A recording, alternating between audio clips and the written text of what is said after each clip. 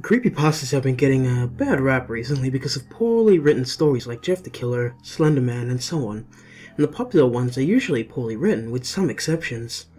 This list is here to expose some more well-known in the community, but not so well outside the community, pastas that are extremely good. These are my top 10 creepypastas that I have narrated. There are a few rules for this list. Number 1. These 10 are out of the 150 stories I've narrated so far, not out of everything I've read, not out of all the stories out there. This is not a definite top 10. Take this more as a top 10 stories you should probably read. Number 2. None of the stories I wrote can make the list. It would just be plain douchey to add my own. Besides, I can only think of one of my stories that would make the list, which would be The Cold Hearted Precious Sin, with Hermit being number 11, and everything else I wrote. Bleh. So, this is here to give credit to other epic writers. Number 3. These stories have to be exclusively creepypasta. I see stories like Dracula and Frankenstein somehow make it onto the creepypasta wiki. Why? I don't know. The mods are high off fucking car fumes. These have to be made for creepypasta. 4. Only one Pokepasta. Honestly, I need this more as a personal rule, because Abandoned Mew, Pokemon Dead, Channel 11 is Toon, and Screaming would all be on this list otherwise, and other stories and other genres need a chance. So, with all that said and done, without further ado, here we go. Number 10. Pokemon Strangled Red. People think that gaming and Pokepastas are overdone and extremely cliche and paint by numbers. However, Strangled Red is definitely worth a read. Anyone who played Red and Blue will love the timeline that this is set in, and will appreciate how it is written to sound like the world is very expansive and alive, and yet somehow all done in a way where the game's coding could pull this off on a little Game Boy screen. I like its concept and the execution of said concept. Number 9. Hey Dude, Happy Birthday. I think I have some personal bias with the story as it hits home for me from past experiences. The way that the story handles trauma and sadness overwhelming the character and basically making him go insane, and how that progression is written, how smooth and fluid it flows into it, and how the trigger is brought out to the reader. Might not be too scary, but a very nice read nonetheless.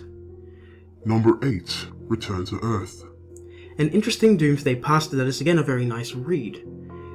This is another one that's up here for its concept and executing the concept very well. The idea of the Earth swallowing people up, trapping them in their houses to slowly die, is a chilling one indeed. Number 7. The House that Death Forgot. This is an underrated story, as it does not tie into a game, show, or pop culture. This is a haunted house tale done right. Characterization of spirits, monsters, or the antagonists is a step beyond, and is really cool to see. The characters are products of their time, while at the same time adapting to their change in language, as one would as time goes on. If you want a story that is scary on its own merits, this is your one. 6. Ben Drowned. I know it's overdone, but unlike Jeff the Killer or Slender Man, this one is popular for a reason. The chapters are very well thought out, the dates and the times very well suck you in. The story and, you see the guy go through his more from, getting this game to playing it and what it's doing to his life. You see the progression of how it's affecting him now, how it's making him go mad, how he's curious and his curiosity's getting the best of him as this game taunts with him. It's very mindfuck, and I love mindfuck pastas. This is a great mindfuck, and I love games. Mindfuck, Zelda, I'm a huge Nintendo fan, so yeah, I don't care. I don't care if it's overdone. It's on my list. I have to. It's great. Alright? It is. It's popular for a reason. Number 5. Set It With a Bullet. I know. I said only one Pokepasta. But this is a Lost Episode anime. Not off the game. Fuck it, it's on my list anyway. This one is definitely a guilty pleasure. This was my favorite of the Lost Episode genre. The Lost Episode has become kind of a shitty meme nowadays, but this one was well done. It had just the right amount of gore and character bending to work, in my opinion. And, I love Pokemon. What more to say? It's actually a really good read. Number 4. Mickey's Best Friend. This is a nice little theory pasta, which are also a guilty pleasure of mine. When theory videos are good and thought out, they are an amazing read. This one especially is an awesome story about the origins of a character that explains a couple of questions that the show or comic strip would raise. It also picks a subject that was created many years ago and therefore adds a new realism to it, taking what was considered right, kid-friendly, and normal at the time, as well as explain things that none of us were really alive for and none of us can really account for. There's not really any primary sources for something this far back. Number 3. String theory.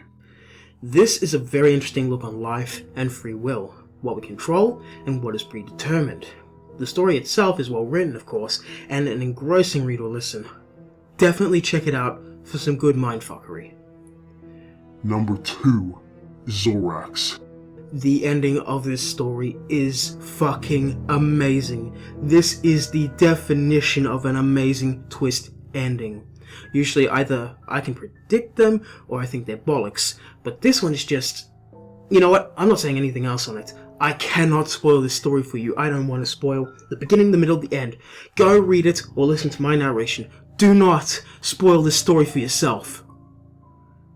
Number 1. NES Godzilla. This may be one people disagree with me on, but I have a story attached to this one. When I was still at school, I had a job as a paper boy. The hours were long, and the wages were slave labor. And no, I'm not exaggerating saying slave labor at the expense of slaves. This was 30 plus hours of work, sometimes for only $20. During this time, my mum bought me a phone for my birthday. Not to call or text, in fact, I had and still have no credit on this thing to this day. And yes, I still have the phone, cracked as all hell, but I still have it and it works. But I downloaded videos and music on this thing to watch and listen on the go. During this job, I listened to a YouTuber by the name of Goji73 read this narration. He had a Godzilla-based channel, not a narration channel, but his video series was amazing. Seriously, like, real talk here. I hate using terms like real talk, but I recommend skipping MCP's one and listening to Goji73. Trust me, you won't regret it. It's amazing. I downloaded it on my phone, and when I went to deliver papers, I would have this thing in my ears. It's a long story, so I was able to, listen to it all while I was doing my work.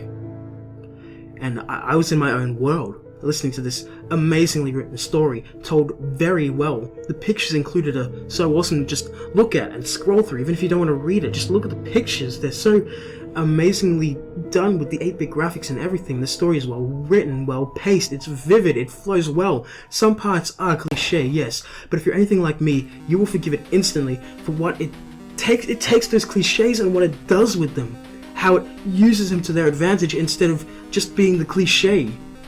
If you read one creepypasta to make a judgment on creepypastas as a whole and what the genre is, for the love of God, make it this one.